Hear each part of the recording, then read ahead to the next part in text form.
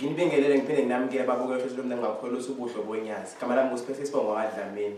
Namhlanje la e-studio sisabashela obaba abasabashela obaba abagcina abasiphethe ebandleni, khona ubaba umshumayeli uJeli, khona ubaba umvangeli uvangeli umdluli. Sibalandile ukukho bezokwazi ukuthi basicacisele kabanzi la khona sinembuzo khona ngoba khona kade bebuza imibuzo mayelana nenkolo esikuwe yaseNazaretha. Ngizobanikeza nje ithuba qale nginikeza baba umshumayeli aqala abingelele aphinde amukele ababukeli ngiphinde nginikeze nobaba umvangeli aphinde amukele bese singena ehlweni sosuku. Ngiyanibingelela balaleli egameni lonyazi. Obingelelayo umshumayeli uJeli emlandweni. Ngiyanibingelela babukeli ubuhle bonyazi. Onibingelela umngane kanjalo emangangeni ethempelini lasemlandweni eDazinuka. Ngiyabonga. Sibonge kakhulu nje ngokwamkela obaba. Cha siyabonga kakhulu angethuba nje elengqayizivela abasinikezelo nokuthi sithi mesikhala kubona sicela bakwazi basondele kithi bakwazi basingosize basize ngalo. Ngoba phela la sithole into eziningi kakhulu la khona abantu khona bekwazi bakhale badlulise imibuzo abanayo. Okusho ukuthi uma ukhona umbuzo namhlanje uzophenduleka umbuzo wakho. Cha obaba la sike sathola umbuzo phambilini umuntu ekhomenta kwivideo ethi udinga ukuchaziseleka kahle uthi inkolo ubhale lapha uthi inkolo uNazaretha ngiyayithanda futhi inhle kakhulu yonke into yakhona ngiyayithanda even ngendlela nje inhlonipho ekhona nga usikodwa into eyinkinga inkinga ukuthi angazi ukuthi ungana amaNazaretha umhambi noma umuntu masesehambile emhlabeni kufanele akhishwe boxini ngibese ngibese sicela ubaba ukuthi sibona bazokwazi basichazisele kabanzi ukuthi kungani umhambi balekile ukuthi masehambile emhlabeni akhishwe boxini noma kwenziwelani lokho baba mvangelo Nkosi ukuthi umhambi akhishwe eboxini. AmaNazaretha noma umqali wendlela ubaba mkhulu wayehlaniphile kakhulu enokuthula ngesikhathi ehlela inkolo yobuNazaretha. Izinto eziningi ezenze leli bandla laphila waqale wabheka isizwe esimnyama ukuthi abantu ngokwemvelaphi yabo babethi mabefihla umuntu bamsonge bambele igumbi la izolala khona bandlane phezukwakhe ukuthi inhlabathi ingayi kuyena. Wayesefika lo msebenzi wawuqhuba njengoba unjalo. Phezukwalokho emvelaphini yabantu uNkulunkulu wayekumisile ukuthi umuntu uma esehambile emhlabeni akehle ahlangane nenhlabathi. Kahle kahle singacishe simfanise njengesithombo ukuthi mawehliswa abantu abamnyama baze bakusebenzisa ukuthi umuntu uyatshalwa. Usuke etshalwa ngeke kumtshala umuntu noma ngeke kumtshala uhlamvu. Ungabo lamabele noma lombila ulifake ethinini noma ulifake eboxini. Uma wenze njalo utshalile kufanele iqala kuze kubole ibhokisi noma kubole ithini kuyikhathi inhlabathi ifike embeweni bese ikwazi ukuthi iqhume. uShembeke wawenza lo msebenzi ukuthi abantu abangamaNazaretha futhi nabantu abangesiwona amaNazaretha kodwa abayivuma inqubo abayinika uShembeke abehle bengekho eboxini ngoba mabefika phansi emhlabeni kufanele bavuke. Mabefika phansi emhlabeni kufanele bamile, kufanele bagcine bethela izithelo ezizosiza abantu abangaphezulu abaphilayo. Ngiselapho nje umfundisi uSibiso ongasekho ohambe sesebuhleni kodwa wasemahlongo eMkhomazi balapha kwaMashu bayokwenza inkonzo emzini Mumbe bamcelile ukuthi enze noShembe. Banenkinga ingane zala ekhaya zifundile zonke lento ebizwa well educated banamajazi okufanele ukuthi ngabe bayasebenza kutholakala ukuthi umsebenzi awuqhamuki. Baze bacela ukuthi Sibisi ake uze noShembe wakho uzothandaza mhlawumbe sosizakala. uma sekuthandaziwe sekufika ke umbono lokho abathi iphupho komunye womndeni ukuthi into edala nina ningalungelwa lutho izingane zingawuthola umsebenzi naso uzoba ngamabhokisi manje sikwazi ke ukunika izinto ezinhle azikho izithelo ongayithola uhlamvu lakho lwembewu ulitshale ngebhokisi ngoba kwaze kubone lamabhokisi elisitshale ngawo uyikhathini kwazi ukuthola izinto ngoba sihlezi lapha phansi emhlabeni sivalelekile asiyile kuNkulunkulu uma siphinda sihlehla siye eBhayibhelini njengoba ngiliphethe kukhona incwadi la kaMarko Marko 16 uma uJesu eselengisiwe esiphambanweni kwafika isikhathi sokumphefumulo uphume uma usuphumile umphefumulo kungena indoda egama layo uJoseph wase-Arimathea owayedumile wayengadumile ke lo muntu ngokudaba noma ngokubheba insango noma ngokuba inkani kodwa wayenemsebenzi emihle ayenza eyamenza ukuthi acebe futhi adume mawubheka kuMateyu 27 wayemuntu ocebile ongena ke uzocela isidumbu sika Jesu esasilenga esiphambanweni uma enikwa isidumbu akasithathanga wasifaka eboxini kanti lo Joseph wayombazi wayengenza noma iluphi uhlobo lwebhokisi olusezingeni ahloniphe ngalo uJesu kodwa akalenzanga ngoba umgomo womuntu omNazaretha kufanele afihlwe ngokuthi asongwe ngendwangu emhlophe wathi mayisemehlisile esiphambanweni wamsonga ngendwangu emhlophe wamfaka ethuneni noma etsheni eliqoshiwe wayesemboza eminyango walo waphela umsebenzi wokungcwatshwa kaJesu lingangenanga ibhokisi namaNazaretha ke alandela umoya oyingcwele wasezulwini akangcwabi ngebhokisi ukuze lamaNazaretha onkonyazi alandela uShembe angangene inkingeni ngomhla wokuphela ukuthi akasavuke ethuneni ngoba lona kanye ibhokisi mawulibheka lakhiwe laseliba nezibambo laba nezinsimbi lezi zinto ezikulo zimbiwe emhlabeni uma lo muntu esehliswa ngalo kudala ukuthi umuntu umhlabathi umdonse esikhundleni sokumdedela ukuthi avuke ngoba lezi zinto ezakhelo nebhokisi zimdonsela phansi emhlabeni azimniki ilungelo lokusukuma aphume ingakho amaNazaretha engalindi ukukhala kwecilongo ethi mayingcwaba athi emva kwensuku ezintathu siyovuka singakwembetho ukubona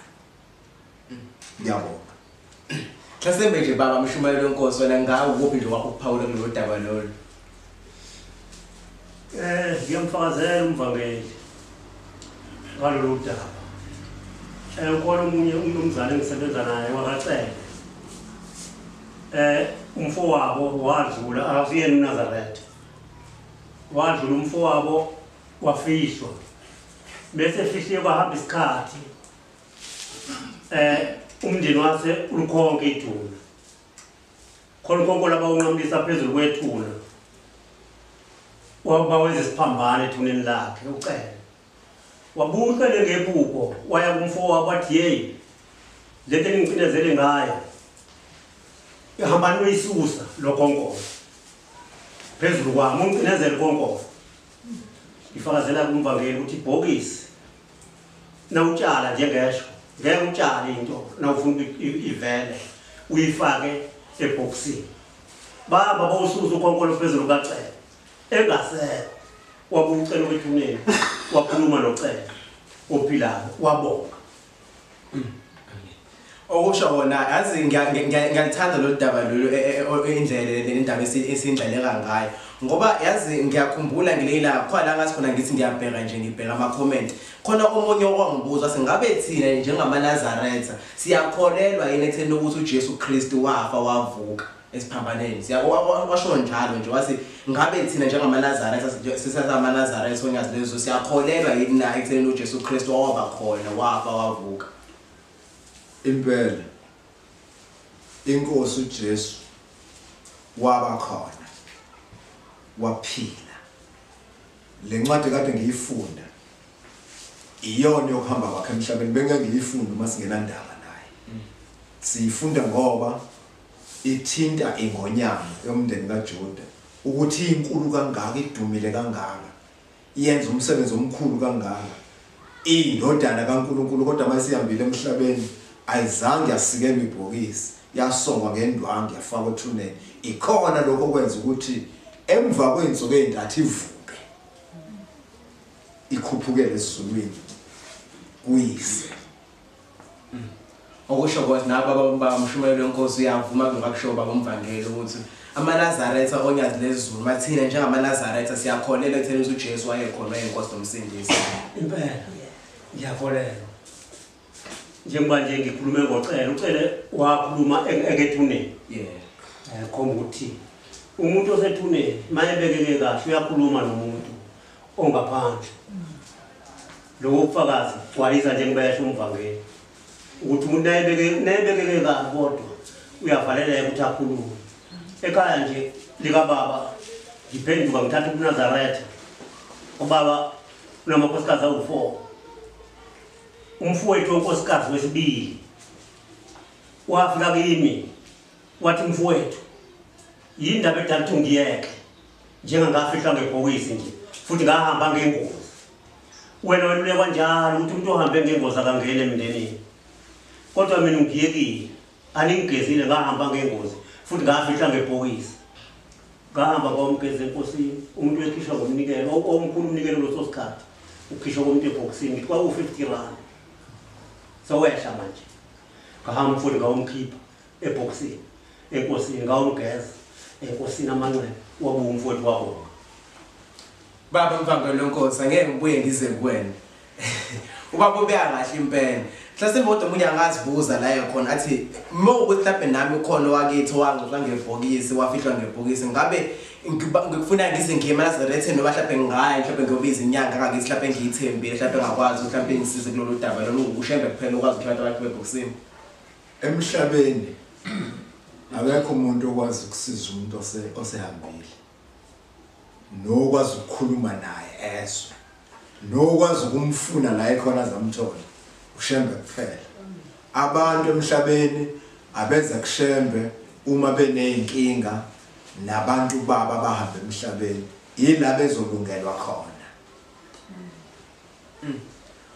omunye wabuzakhe ngivanje silo siqhubeka sibheke kusese siyabonga kakhulu kusasagcizelela kakhulu ukuthi abantu abaqhubeke mosikhala abengaboni kahle khona bakwazi basibhalela baphinde sibaphendule emsebenzini esiwenzayo omunye wabuzake la wabesethi ke mina angikholelwa ukuthi inkosi yaseNazaretha ngiyayithanda kodwa manje inkinga la ngeke ngifike ngibe khona ngeke ngifike ngani noma amaNazaretha acela emndenini yawo ukuthi awacelele kushembe noma amaNazaretha akhonza ushembe njengoNkulunkulu ukuthi akhumbule imndeni yawo kodwa lo mbuzo lo uzoqala ukuthi ngiqale nje ngokuphose kubaba umshumayeli bese ubaba umvangeli aphinda nelezele ukona ngiyalibonga ithuba thina sikhonza ushembe imndeni yethu bese soyikhulekela kushembe ezothulweni lomhlaba asiyikhonza imndeni ezothulweni lomhlaba sikhonza thina ushembe imndeni yethu siyikhonzele kushembe baba umvangeli ngathi nje wakhululaka nje kulolu daba lo kunjalo kahle kahle umshumayeli seyiqedile ungamkhonza kanjani umuntu noma abantu ngoba umuntu okhonzwayo oyedwa uNkulunkulu akazame emibili ngesikhathi esisodwa manje masikhuluma ngomndeni igama elithi umndeni lisho ikrowd kungena owesilisa kungena owesifazane kuze kungene ngisho intombazane kungena umfana umndeni lo awukwazi ukukhonza abantu kodwa ukhonzwa ushembe bese ke mase sikhonzile kushembe ukuthi inkosi siyathanda ukungena ezulwini lakho bese sibakhonzela laba bantu abahamba emhlabeni ushembe engakafiki ukuthi inkosi ubakhumbule la bekhona bangene ezulwini lamaNazaretha ngoba enye into ehlukile ngaleli bandla ukuthi linezinto zalo. Linezinto zalo la emhlabeni nasezulwini. Ibandla lamaNazaretha linezulu lalo okuthiwa umuzi wamaNazaretha okungena abantu abavuma ushembe emhlabeni. Naba benenhlanhla ke uma befika ezulwini bafike bathandwa ukuthi bangene kuona. Kodwa wona wakhelwa abantu abangamaNazaretha ukuthi mabedlule emhlabeni bangene kuona. Ngiyabonga. Omunye nje umuntu angazibuza kulo mbuzo kulonto lesho baba ukuthi njengoba ke thina ke samaNazaretha sikhonze eNazaretha ngabe kubaleka kangakanani ukuthi umoya eNazaretha uwenze uhlabe wenze yonke lonto le noma nje into ebalekile nje kuphela ukuthi nje ngicaba indlela yami ezulwini ngithi uNkulunkulu umkhulu that's all ngishaye noma ngenze izimfanele ezenziwe khona esontweni makubaleka kangakanani ukuthi mina mase ngila eNazaretha ngikhumbule imindeni yami engasekho. Masibheke incwadi yamakhosi oqala 1935 uElisha umprofeti kuphenduka indoda iyakholwa isiyacela kuElisha ukuthi nginike ithuba umprofeti ngibuyele emuva ngiyokwenzela ubaba nomama ukudla. Uthi umprofeti angikwenzanga lutho mina. Buyele emuva ekhaya uyohlabela uyihlo, uhlabela uma wakho, uhlabela ihlobo zakho bese ubuye uza kumina ungilandela. Wahamba wayohlaba. Ingabi zabambili. Wabuya walandela uNkulunkulu. Ukuhlaba kubalulekile. Kithina njengamaNazaretha siyakusebenzisa ukuba sikhumbule abafowethu nodadewethu, abazali bethu, omkhulu nokhokho bethu ngekhathi ezithile sinikele kubo. Kungaba inkomo noma kube imbuzi. Sixhumane nabo ngempepho. Bese kubakhona umuntu wasekuphakameni njengomshumayeli ofika guqe ngapha komndeni athandaza abancengise ukuthi umsebenzi abawenza ube nokukhanya. Baba Shumayeli. Impela uqedile umvangeli kaNkulunkulu. Ngiyelekelela nje khona seqedile. Inkosi yaseluleka futhi emthandazweni weSabatha. Isihlabelelo sokuqala lesithi bongani uJehova maNazaretha nezizukulwane zenu. Usuqedile siyabonga. Yebo. Ngiyabonga kakhulu ithuba esilitholile. Siyabonga nje nezincazelo saqhubeka sisazithola kuba kodwa ke phela sikaqedwe umsebenzi usakude la siya khona baba. Ngoba abantu la impela bayabuza futhi bayayidinga izincazelo ngoba khona omunye uke wangibuza phambili mhlawumbe mengaphazami ngisi last week ebuze comment lapha ethi kungani thina amaNazaretha sikhonza ngeSabatha noma kungani thina amaNazaretha sithi usuku lesikhombisa yiSabatha ngoba phela uyabala uthi umsombuluko kube khona uLwesibili asho nje athi usuku lweSibili athi lwesithathu lwesihlanu athi ngoba bese kuba lesathu le2 umgqibelo athi kungani thina sithi sikhonza ngeSabatha ngisithi uSabatha zona usuku lesikhombisa la ensukwini ezikhona lulodwa usuku olwaqanjwa uNkulunkulu wathi meqaba nje ensukwini zonke ezikhona nje kwazi isikhombisa olwaqanjwa uNkulunkulu lunye iSabatha alukho lunye. Ngisho ngalifunda iBhayibheli uqale kuGenesis uze uyofika esambulweni ngeke uthole umsombuluko. Into engekho nhlobo.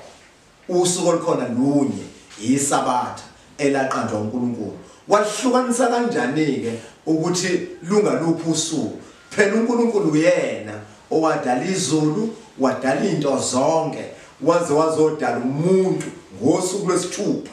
Wayedala umuntu ngolwesikhombisa wesiyaphumula. Wayesethi lolu suku ngiyalwenza lube ngcwele abantu abadumise uNkulunkulu ngalolu suku. La ke encwadini yami engiyiphethe amaKristu namaNazaretha maye ufuna ukuhlukanisa phakathi kweSabatha noLwesihlanu nesonto.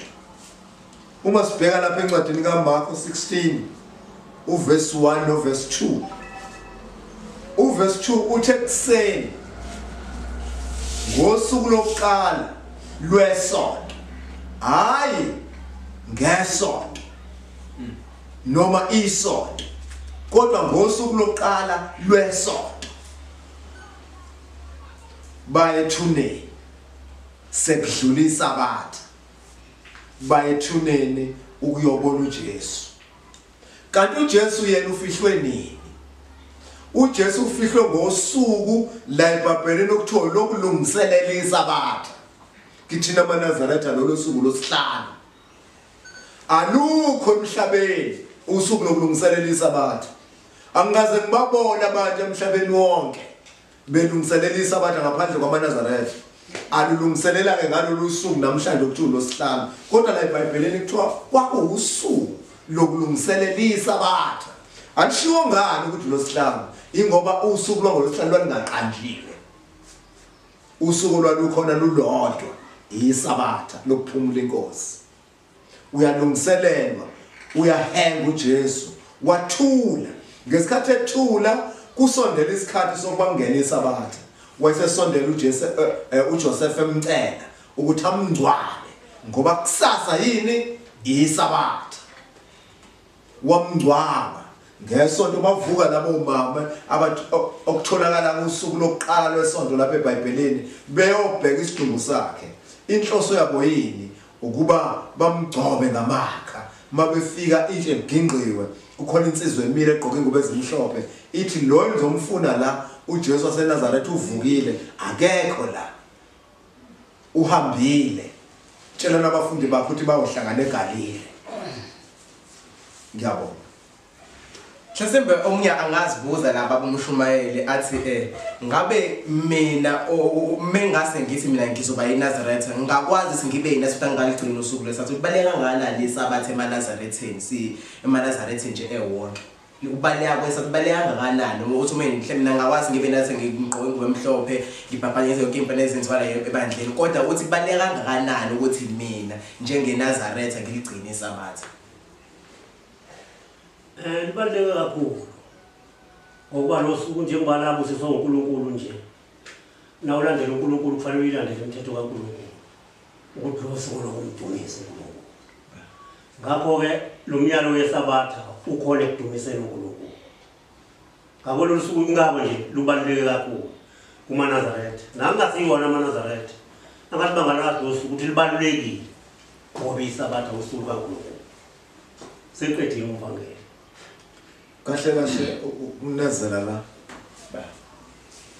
akekho umuntu okufanele ancengwe ngokugcina isabatha akulona futhi isabatha lamaNazaretha ukuthi ngingaba yiNazaretha kodwa ngingalikhonzi ngingaligcina isabatha isabatha elawo wonke umuntu osaba uNkulunkulu wadala izulu nomhlaba ngoba ngesikhathi uNkulunkulu elidala izulu nomhlaba alikho ibandla lalikhona emhlabeni namaNazaretha imbala ayengekho wathi maye uqeda umsebenzi wonke wayesethi lolu suku ngiyalibusisa okusho ukuthi uma libusiswa lalibusiselwa wonke umuntu odalwe uNkulunkulu uma umuntu ethi ngeke ngiligcine isabatha kusho ukuthi lo muntu uyaphika ukuthi mina ngidalwa nguNkulunkulu Mhlasimbe omunye bangazibuza athi mina athatha omunye mhlawumbe beyishela behla ngazi nje mina ngingene ngibe yiNazaretha mase ngibona usengigugile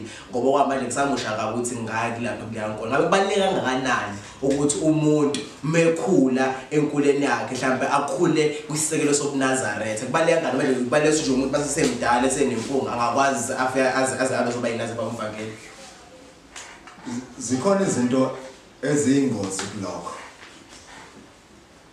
oqala kuhle uthi uzale izingane zakho uyizale uhamba ngendlela eyodwa ongeke usayishitha ngoba uma wena usungena kuleli bandla usumdala nezingane zakho seyikhulile uzoyitshela kanjani abantu abami ukuthi asiba amaNazaretha ngoba into enhle oyenza nesizukulwane sakho njengoba umshumayeli ke wathi ukuthi la ushembe uthi Ngibongeni maNazaretha nezizukulwane zenu okusho ukuthi esiphilayo nabangasekho kodwa akabonge uNkulunkulu izizukulwane sonke. Uma kwana usufika usumdala uzobatshela kanjani abantwana ukuthi bazokubuza ukuthi wokade ubanjwe yini. Siyeke-ke nathi ngoba kusho ukuthi leli sonto elamakhehla nezalukazi ngena nathi mase sibona sesigugile. Akulona kahle kahle ibandla lamakhehla nezalukazi leli. Ngiyaxolisa ukusho lokho. Kodwa kuhle umuntu afike se-fresh ngoba sizokwenzani ngawo masugugile. Ufika usukhathele. Mhlawumbe nje ufika usukhathele kanti uNkulunkulu bezokwenza wena ube umfundisi waleli bandla. Uzofundisa kanjani kuleli bandla ungesena umsebenzi ngoba khona uhambo lokuya entabeni eKenani aluhanjwa ngezimoto kufanele ungene phansi endleleni uzohamba kanjani usugugile kuleli bandla kuyaguqwa awuzofika nesikhathaze ngokukhala ngamadolo khale ngeqolo njengoba ngihleli la nje angina stress sokuguqa ngoba ngiphathwa dolo neqolo ngilazi manje ke ukube ngizofika la mina sengigugile yonke lento izofika ngikhathaza bese ngamkhonza uNkulunkulu ngendlela efanele kanti uNkulunkulu ufuna ukudonyiswa akakuceli uyakudimanda ukuthi umuntu okhona emhlabeni akamkhonze. Baba Mshumayeli Nkosi ngiza kuwena. Ubaba la uthi indaba enkulu mekhuluma ngomhlangano okeKenani. Omunye ngasasibuza ngabe hlasimbe njalo umhlangano keKenani. Ngabe wenza ngayiphi inyanga? Ngoba phela ngiyibona amaNazaretha mina ngenyanga ethizeni athi awayiphi into ukuthi athi amaNazaretha ngiyibona amaNazaretha ngenyanga ethizeni. Ngabe kubaleka kangakanani? Ngabe ngayiphi inyanga? Kusuke kuyini kodwa bekusuke kuyiwa lapha eNzaneni eKenani? uJanuwari esiyanga eKenani. Umhlangano wenkosi nabantu bonke bakaNkulunkulu. Ngizacela umvangela ngilekelele lapho ngokungigcwaliselela. Umhlangano omkhulu uJanuwari ebandleni lamaNazaretha. Lo mhlangano uyaphoqa ukuthi umuntu wonke oyiNazaretha akaye eKenani. Isizathu yini? Ukuthi iwona umhlangano okubalwa ngalo ezulwini amalungu ebandla lamaNazaretha. Okwesibili uhambo lwaseKenani lunemgomo. Bajabule bafile abantu njengoba kukhona indlela ehamba ngothongathi neVerulam engena gravel. Le ngapha nganeno enqamule emaqadini bayibalekela abantu kanti isango lokuye eKenani kungenzeka lusendleleni njengoba kukhona isivivano lapha abantu befike babeke khona inkatha badlule baze bawufika entabeni. Ngesikhathi ubeka inkatha laphana ingilosi emikulo umsebenzi ikubala wena njengomuntu ongalaphi oseKenani. Fanele udlule khona kumnyama kubovu. Ngiyabona. Okusho wona ukuthi kubalekile umuntu noma nje amuye azazibuza manje ukuthi mina angikholwa neNazaretha mhlawumbe nginebandla lami engikulona ngingakwazi yini ukuthi ngilihambe lo hambo lolukhethekile abantu kuphela bamaNazaretha kuphela. Into edala lukhethekile into edala lukhetheke ukuthi uhambo lunemgomo. Kunemithetho elandelwayo endleleni mawiphulile kuyafana nokuthi ukuyidavuzela nje ngoba lemigomo awilandelanga. Ake ngibale nje elula kunayo yonke. Kunabantu esithi masihamba seKenani bame eceleni kwemigwaqo bephethe amanzi. Leyo nto niyayibona kuma marathons. Sisuke singekho kwimarathon. Sisuke sisemkhosini. Sisuke sisohambweni oluyingcwele ohlonishwayo. Awukwazi ukwamukela amanzi usohambweni. kufanele kuze kufike la umhlangano uma khona lithi izwi lenkosi siyaphumula kancane lelo cave lisho ukuthi umuntu unelungelo lokuphuza amanzi ofuna ukuyochitha yochitha ofuna ukumaya ukudla kodwa ukwazi uhambo lolwingcwele ukwenza zonke lezi zinto imigomo leyo manje laba abantu abasuke bengayimbethi ngoba emhlophe bazokwaziswa ubani ngoba thina sinendawo la silulekwa khona abashumayeli bethu abakhokheli emathempeleni onyazi basiluleka ukuthi njengoba siye eKhenani kufuneka sigcine lokho nalokho ukuze esikufunelwa unyazi phezulu eKhenani nikwazi ukuphumelela kukho ngoba zimbili izinto ezikhona ohambweni ukuthi ukhethiwe usohambweni kulwele ukuthi umenyiwe ukuba ube sohambweni mawusukulona uhambo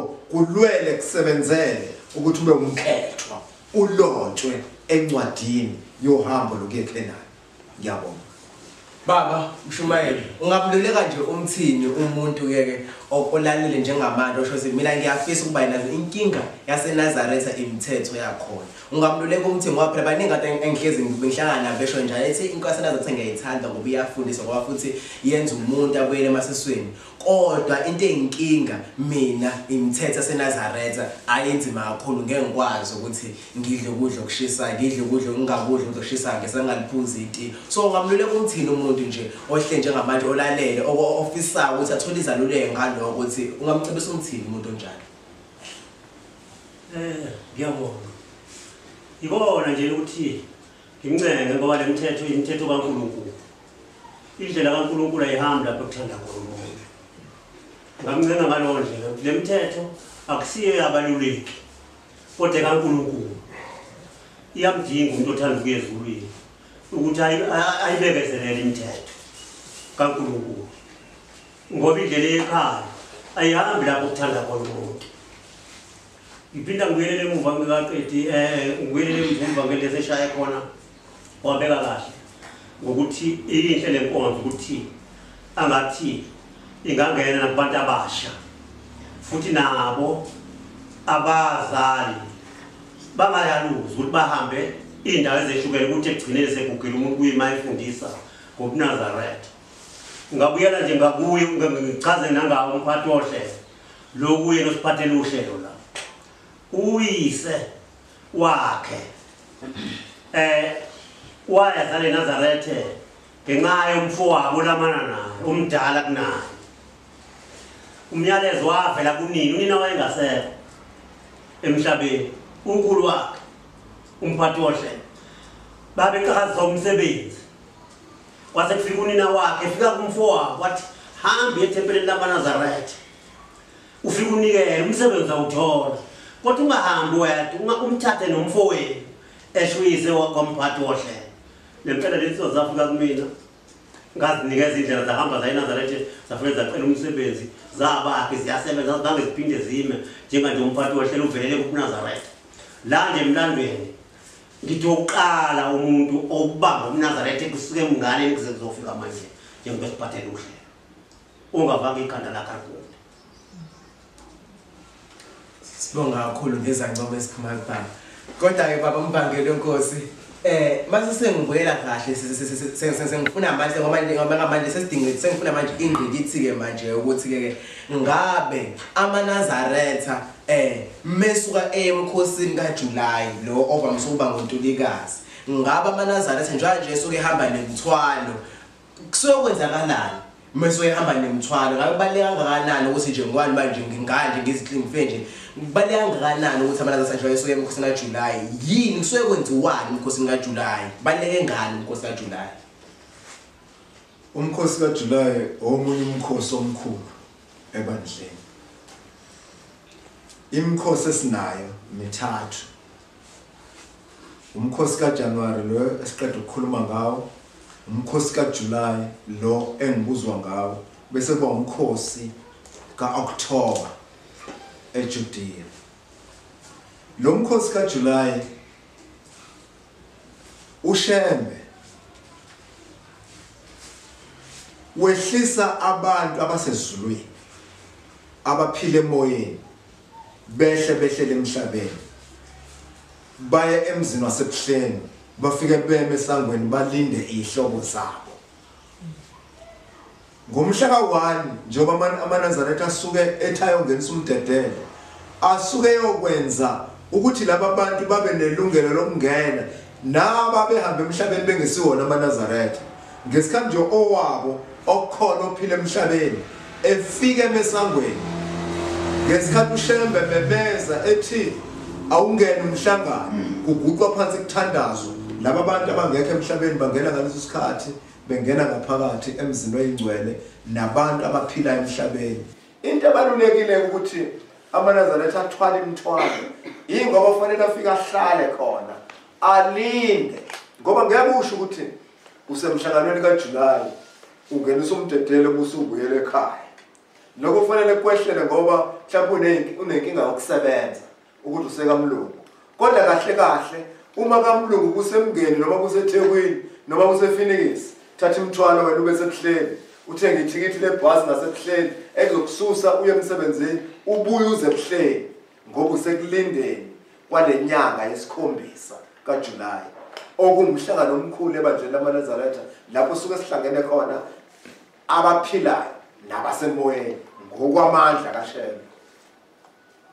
Yazi baba lephuzo lithintayo yazi ungikhumbuza ngelinye ngomunye umuntu esho ngakethi yazi nibuye nibhore lamaNazaretha ukuthi ukuhlukana esonyweni nibe nithwala imithwalo ngomhla ka1 niyesontweni manje indlela omoyichaza ngayo impela kusho ngamazi ukuqonda ukuchaza ukuthi ngomhla kubalekile ukuthi thina ngoJanuary umhla ka1 sibe khona esontweni siye khona sonke umdedele. Ake ngiphinde mhlawumbe ngiye kuleli phuzu oke walibuza kumshumayela lokusaba umthetho kwaShembe kunomthetho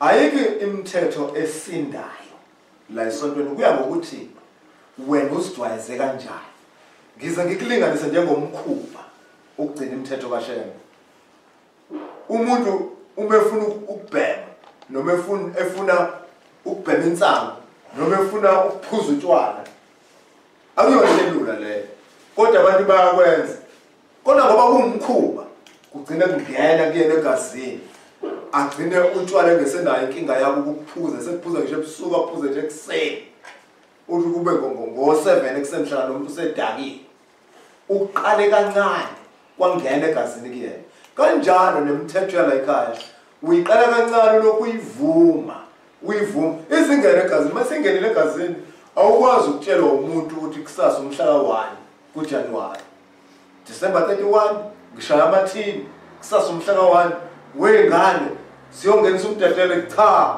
okwenzile lokho njengoba ngisho akabi nayo inkinga ukuthi ngomhla ka1 uzoba nobunzima ukuthi akayile eBhishi ngoba ngingathi kuyibhuquzise eDustin indaba yaseBhishi uma ulandela kahle ingqondo yakhe ihlaniphe kahle yabo into esuke ijatshulelwa ngomhla ka1 ngingasho nje kafushane ukuthi kusuke kumsangano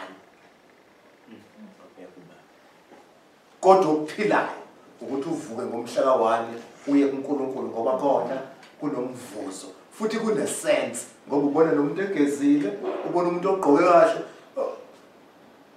uvakashe ngamabongo ngomhla ka1 uDodo Shembe uye eBhishi ufike ubona abantu sokuyihlelo khona ongagezile khona ogqoka ingubo ezitshekile khona nozocela akanako ngisho ukudla zokudla emlonyeni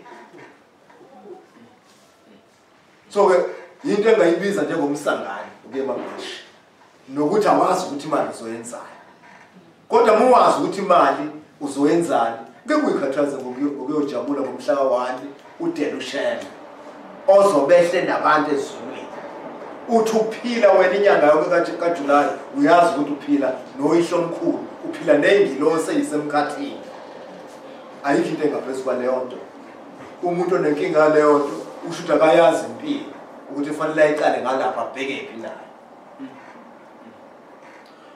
Omunye nje angazibuza ke njengoba nje senibekile bobaba aphinde futhi ayibuze neminye imibuzo. Mewukuthi ukhona ufuna ukumbuzo nawo ungakwazi nje ukuthi upress lapha ngezansi ucomment uphinde futhi ulethe nophawula kwakho uphinde futhi upress ibutton lethi subscribe ohlezi ngakho ubuhle bonyazi bobaba isikhathi siyahlupha ngizacela nje nisho nje amazwi okugcina nje ungafise nje kwabeke ebantwini zoqala nje bona bamushume bese ngiwela nganene.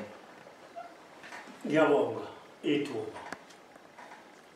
Ngaphakamisa ukubonga kakhulu okakhulukazi kumphathi wohlelo kubaphathi bohlelo ukuthi basihlanganise ngokuthi sizovuseleleka ngendlela zasezulwini lezi ezikhulunywa lapha. Ngibonga kakhulu nakuba umvangeli amazwi asewakhulumile angakhile ngoba kuyasidinga ukuthi khona sikhono sivuselelwe ngokukhona ngoba inhliziyo ikhohliswa ubaba. Siyabonga kakhulu baba wethu ba siyabonga mvangeli kaNkulunkulu. Amazwi sowakhulumile sonokuqala ekuseni kuze kuzokuba manje. Sibonga nje lebandla elilapha lasemlandweni elizolalela indlela esihamba ngayo ukuthi iyona. Sibonga kakhulu le ndawo agcine kumvangeli ukuthi ngoJuly sisuke sisemadokotweni ngoba sihleli nemindeni yethu. Ngina ubufakazi obukhona ngoba komunye uJuly ngangisebenza ngezinika ukuthi ngiyasebenza idokotela ngangingenalo ebuhleni ngilala edokotweni la kaMachilizi umkhokheli. Kwafika umuntu ngikhona edokotweni ebusuku wathi hey kuhleli kabi thina khuluma noMachilizi alisike le dokotela kuze sithole ukuhlala kahle le mhlangano nasihleli kahle ngoba indawo unayo idokotela unayo. Ngiyamsaba uMachilizi umkhokheli wenu oshiki le ngikhuluma ngayo uMachilizi. Ngabathinta nabafowethu kwathola athi imicabango yabakhona kubona bonke iyabheka ndawonye ukuthi umkhokheli uzathi ngikhuluma ngendawo ukuthi akasike idokotela lakhe ngoba ngihlala kulo. Kodwa kwenzeka isimanga wangathi ngihleli lapha ekhaya ngathi ngizabuyela bohlala khona edokotela lapha uMachilizi ngafika uMachilizi esedabulile idokotela watshela umfowethu wathi idabulile idokotela. Nomfundi ngathi bese babazi wathi lento ikhulumile uvele wayenza uMachilizi engatshelwa ngami. Akukhomba ngasihleli lapha sihleli nabo ngempela bangasekho abaphathi bethu. Ngakho-ke siyabonga ukuvuseleleka. Siyabonga bandla lasemlandweni ukuthi manimenyezwa nisabele ukuzovuseleleka sithole indaba zikaNkulunkulu kuze sisekeleke. Ngoba njengasikholwa nje asimile kahle sonke. Zikhona into ezithiya umuntu nethanda uNkulunkulu akahlali kahle ngoba uNkulunkulu usuke emakhele ukuthi ahlale libize igama lakhe. Siyabonga ke bandleni siyabonga babomvangeli uNkulunkulu angathi angakwenzela okuhle. Siyabonga amakhosana uNkulunkulu angathi anganenzela okuhle ukuba nenze lo mhlangano ongijabulise kangaka njengesisebenzi kaNkulunkulu kulomuzi wasemlandweni. Ngiyabonga. Angibonge mshumayela. Kukhona isihlabelelo mangaphose singithi 649 phakama Afrika afuna umsindisi kusesikhathi esihle. Akukona ukuhlakanipha ukuthatha umuntu wakini umfake ebhokisini umngcwabise okatamatisi ujatshuliswe ukumbona ehla ngamabhanda ahlaza. Lowo muntu awumhloniphile kanti amanazareth ayambamba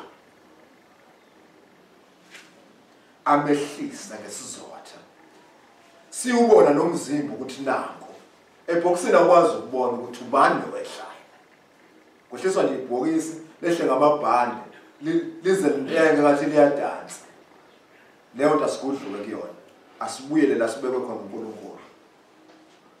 Hlehle ngize emhlanganweni abasha nabadala ngomhla ka1 mangena umhlangano sonke asiphelele emhlanganweni siyongenisa umhlangano ngoba kubalulekile. Asiye ukuthatha imali esiphiwe uNkulunkulu unyaka wonke suyibhubhudle ebhishi ujabulela ukudakwa ukuthi ulahlekelwe ingqondo. Enisuphihliza amabhodlela sekubanjwana nawe. Nomzimba wesifazane engasakhumbula ukuthi umzimba wakhe iTempeli laJehova eseumbulile nje. Ubona ithanga elingabona ubona ibele elingabona.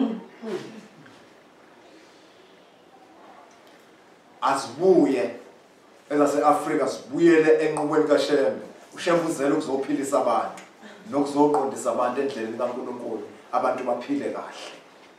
Isabatha abantu abangalesabi isabatha lithatheni njengomkhuba njengoba lidakwa utshwala abadakwayo bedakwa insango abadakwa insango nalokho kwesabatha wenzeni kanjalo awucabange ngesabatha esikhundleni sokuthi lokhu ufuqela nokudla okuzoze kuqhuma amazini usukuyidlela ukudla okusoft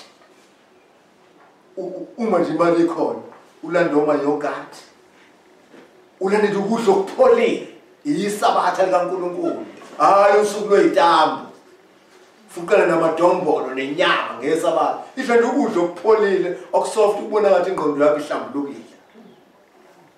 Ngiyabonga babukeli bobuhle bonyazi qhubekani ningene kule ngosi nilalele nizozuza kodwa ufunayo ngoba akaphoqwa umuntu ukuthi lalela mungathanda uthande kodwa la kushembe sekuphileni futhi sekugcineni. Ngiyabonga. Sibonga kakhulu nje kobaba kuyibona ade lesiphathele nomhlangano sibuza kubona besiphindana nemibuzo sibonga nangolwazi abasiphele lona sithemba ukuthi asigcine ukubabona so phinde sibe nabo futhi le ekhaya ebuhleni bonyazi mhlasimbe baba kunomuntu la ongathanda ukuthi unqala kubona bamshumela ongathanda sinokukhona afuna ukubuza ngabe ungakwazi ukuthi udlulise inombolo lapha kuthinte kuyona mekukhona nje umuntu ofuna ukubuza umbuzo awubuzayo. Ngiyabonga ithuba inamba njenge sekhuluma umphathi wohlelo ya Mshumayelo Jili ithi 071 031 4112 071 031 4112. Sibonga kakhulu bayafanga lonkosi bungathanda nje mhlawumbe udlulise inamba uma uzikhona mhlawumbe umuntu onombuzo anawo angeyakwazi awubhale phansi ubone wonke umuntu kwaphela abantu baningi banensizi zihlukene ngingakwazi ukushiya inamba. Inamba yami Mvangeli Mdluli it is 073 5232 586 073 5232 586. Ngiyabonga.